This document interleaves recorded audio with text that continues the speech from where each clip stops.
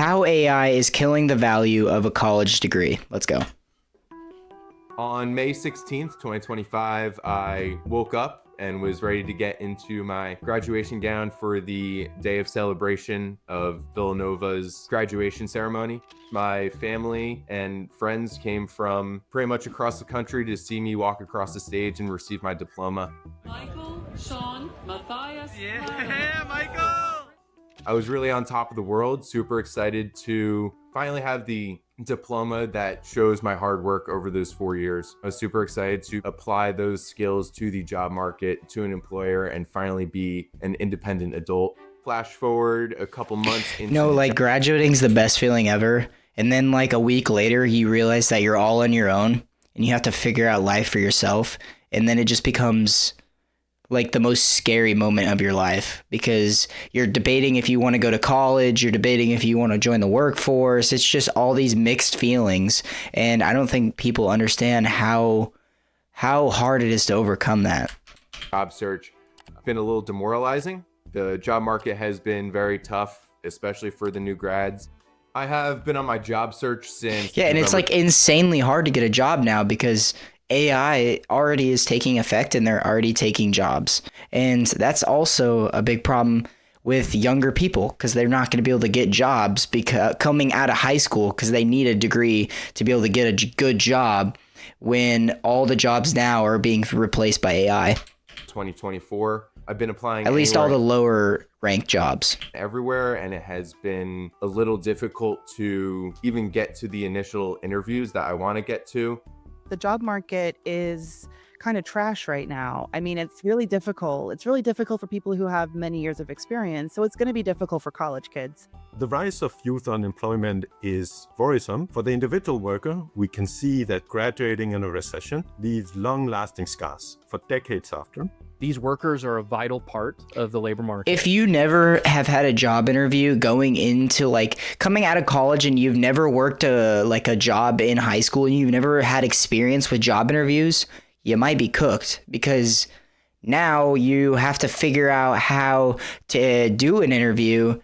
And on top of that, you got to find a job. So it makes it 10 times harder if you don't have that experience coming out of high school being able to do interviews.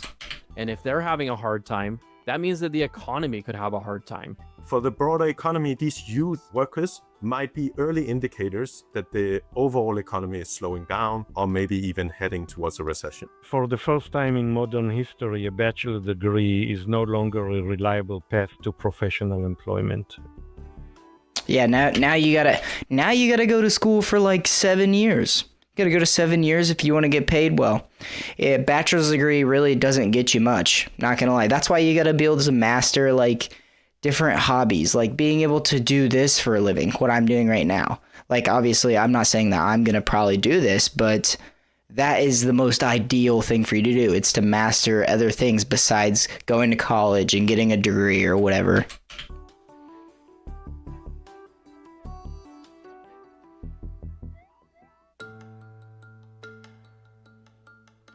If you look at the overall labor market, it's still doing strong. Unemployment rates in general are still fairly low. But then when you zoom in on the young workers, they seem to be struggling.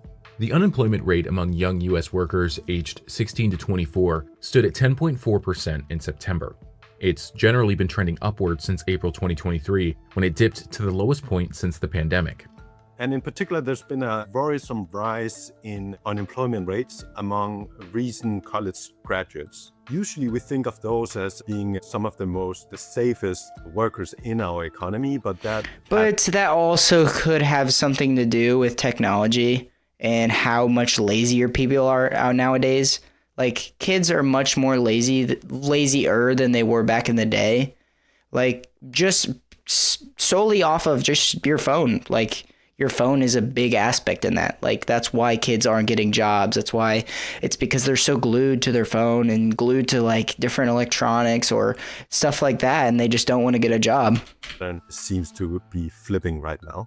I think that is because two factors. One is the supply of workers with a bachelor's degree is increasing, but at the same time, partly because of AI, the demand for workers with a bachelor degree is not increasing anymore. So we have a glut of people with a bachelor degree. Their wage growth is growing more slowly, and with AI continuing to Yeah, like, automate. not gonna lie, like everybody and their mom has a dang bachelor's degree. It's not that hard to go to college for 4 years. Where you really start to see a difference in in the money gaps is like when you get like 6 years or 7 years, like 6 or 7, you know, and that's when you actually be seeing a difference in your salary. It's more and more jobs. I expect that the trend to continue. Artificial intelligence has allowed some corporate giants to hire fewer workers, and some have even begun shrinking their And AI is taking everybody's job, basically. Like all these lower level jobs, AI will eventually take. forces as they integrate more automation. Goldman Sachs says it could displace 6 to 7% of the US workforce over the next decade. 6 or 7, baby. Young workers are feeling AI's impact the most. A Stanford study finds that since 2022, unemployment for 22 to 25-year-olds in highly AI-exposed jobs has dropped 13%, while older workers and those in less exposed roles remain steady or growing. I think AI and machine learning is absolutely taking entry-level careers from new graduates like myself. From a business standpoint, it makes a lot of sense. You get something that can... I had a friend that wanted to go into computer science, and that is 100% not what you want to do, because computer science is a dying trade. It's not going to be around for much longer, like, because AI is doing the work of humans. So we're not going to need people that are good with computers, because AIs already can master that. So if this is just my suggestion, I would not go and try to be a computer scientist, because there's not going to be enough jobs open for you to be able to maintain a steady income through that. Produce results a lot quicker. I really can't blame employers and it's so oversaturated for making those steps, in my mind, the right direction to save money, cut costs. But it's a little frustrating from my standpoint, because I'm looking for a full-time career somewhere to really put my skills to work. Especially for larger corporations that are trying to go through AI transformation. Some of it could be tied to AI from a perspective of they're trying to let go of people in other departments so that they can invest more. Honestly, I think a blue-collar job right now would be like the perfect job to go into, because we're going to need more blue-collar workers, because, I mean, we're not going to need more people that are working for, like, say, a big company, because AI eventually is going to be doing that job for them.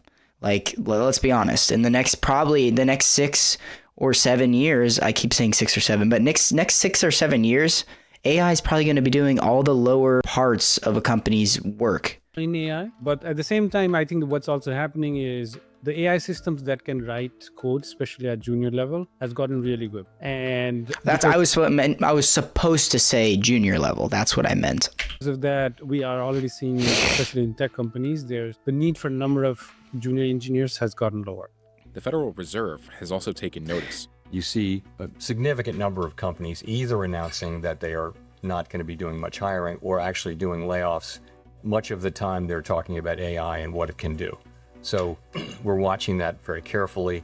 But there is another element here, which is more and more young people are going to college, and at a much higher rate than the baby boomers who are now retiring. So what's happening is that the workforce is becoming more and more educated over time, and perhaps to the degree... I want to say the younger generation isn't... I want to say they're not really... Well, they're smart, because they're getting really good at learning how to cheat.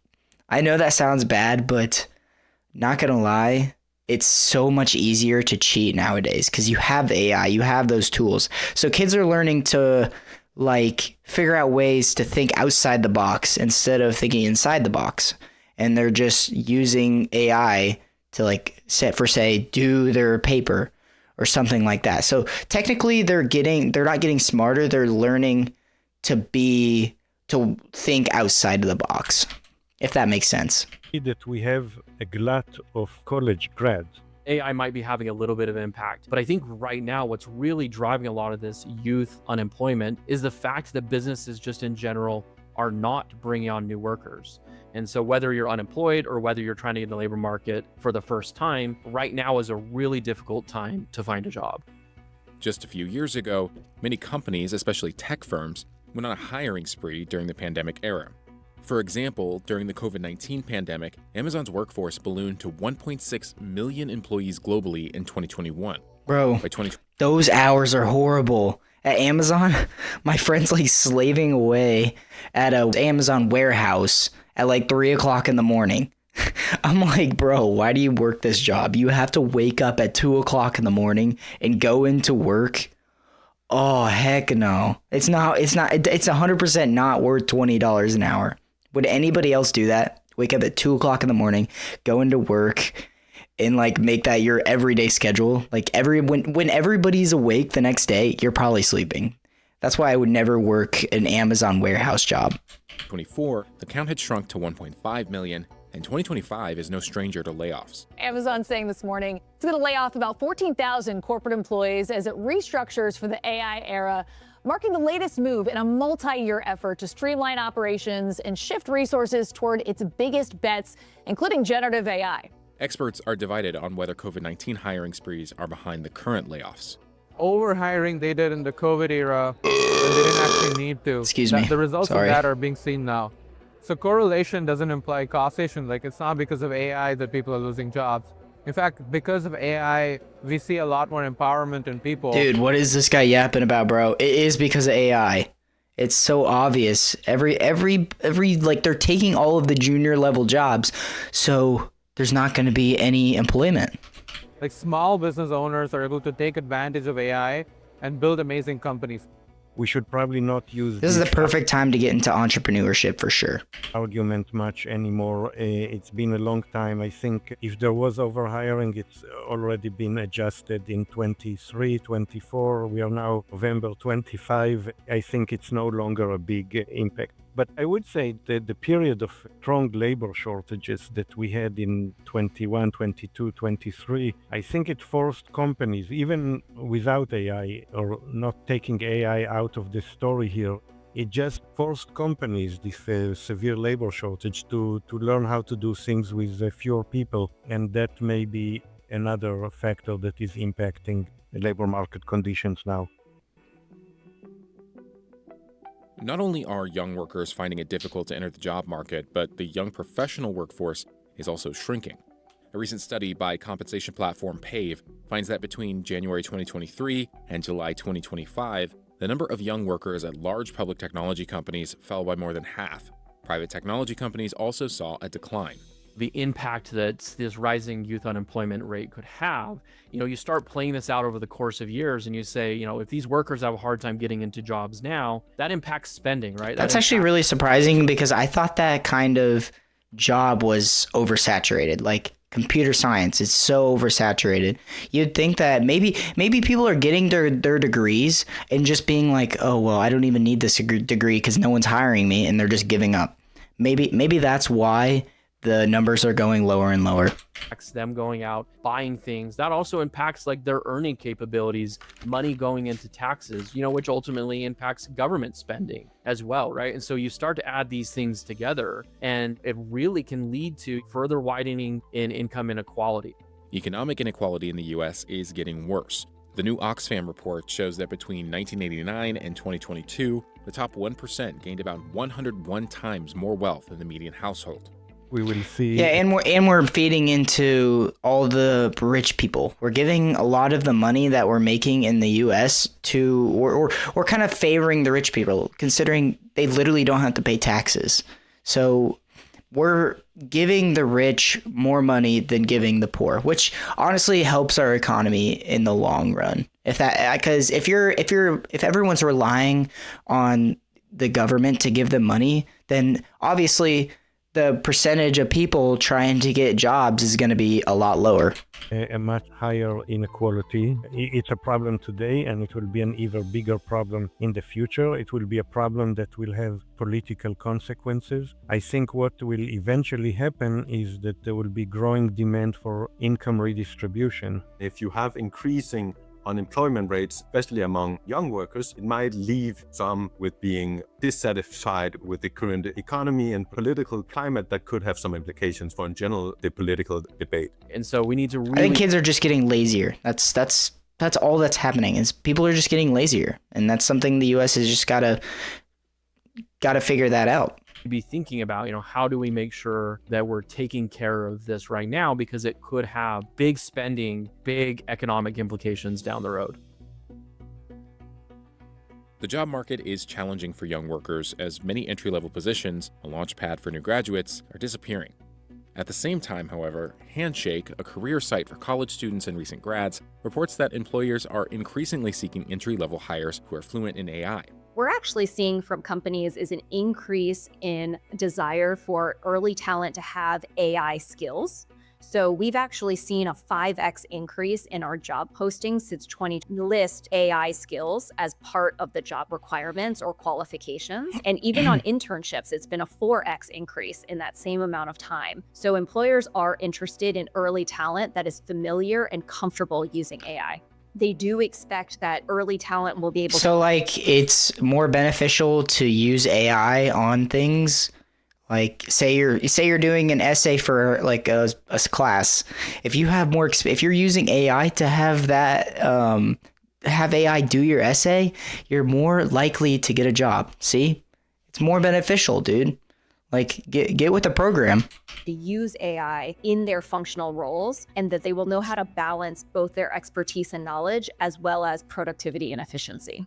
I think especially the younger workforce should realize that this AI is starting to automate a lot of stuff. AI started to augment a lot of stuff. So learning how to use the tools will make them stand out when they are applying for jobs. Like knowing how to prompt better, knowing how to use multiple GenAI systems if needed, where some GenAI systems are good for certain kind of tasks. Knowing about all of these and having that literacy to be able to do different tasks better in a more efficient way, because they've just become more learned on AI tools. So basically what I'm hearing is cheating is going to make you more efficient at your job. To stand out. We should not be afraid of AI. We should actually be embracing AI for all of the places that it can help. And what it doesn't replace is really smart, creative people. And we see that all across the board. In today's AI-driven workforce, some career experts also emphasize the importance of networking in navigating the job market. First and foremost, if you're someone who's graduating right now and you haven't done internships while you've been in school, if you haven't been working on building connections with people who are in the professional working world, you need to hurry up and get on that, because the number one thing you can do to separate yourself from the pack is to have those relationships. Yeah, no, for real. Connections is everything. Like if you want a job and you're like, say your uncle is a manager somewhere and you like know him, you're going to be more likely to be able to get the job over someone else because purely off connections. That's how powerful connections are, because you'll outbeat someone if you're familiar with the person. If like the person that's hiring you knows you, you're always going to 100% have an advantage. So that is very important. Someone who remembers you, who had a good experience working with you as an intern and who wants to see you succeed. And I don't ever want to undervalue or underestimate the power of those personal connections. I have a lot of hope going forward for the job market. I'm a little bit of an optimist in that sense. I think, hard times create strong people. And I think this is just a little bit of a difficult time for those new graduates. And well, buddy, it's not going to get any better. Promise you. Ultimately, those new graduates are going to become stronger people, and I think they will not take their jobs for granted in the future, and I think it will ultimately make a stronger return. All right, boys, I hope you guys enjoyed the video. Go down there and hit that subscribe button if you haven't. I hope you guys have an amazing day and an amazing Thanksgiving. And as always, see you guys in the next one. Peace.